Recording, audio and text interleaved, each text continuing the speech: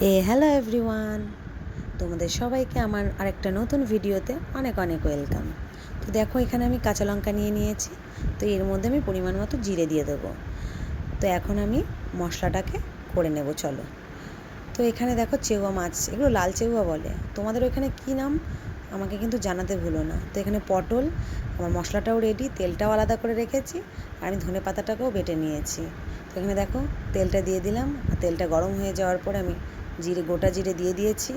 তো এরপর আমি পটলটা ছেড়ে দেব। তো পটলটা ছাড়ার পরে আমি হালকা ভাজতে দেব। তো দেখো তোমরা সবাই, আমি একটু লবণও দিয়ে দিলাম যাতে ভালো করে ভাজা হয়ে যায়।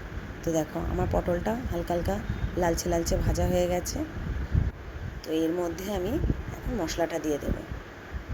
তো মশলাটাকে আমি ভালো করে কষিয়ে নেব যতক্ষণ না গায়ে দিয়ে তেল ছাড়ে। তার মধ্যে আমি হলুদ গুঁড়ো দিয়ে দিলাম। তো দেখো এখন আমার মশলার তেল ছেড়ে দিয়েছে গায়ে দিয়ে। তো এখন আমি মাছগুলোকে দিয়ে দেব। তো মাছ দেওয়ার পরে আর মাছগুলোকে ভালো করে মশলাটার সাথে মাখিয়ে নেব। তারপরে আমি আবার একটু হলুদ গুঁড়ো দিয়ে দিয়েছি, কেমন সাদা লাগছিলো দেখতে, তারপর জল দিয়ে দিলাম। তো দেখো আমি কিন্তু বেশি নাড়াচাড়া করছি না, যদি মাছগুলো ভেঙে যায় এর জন্য।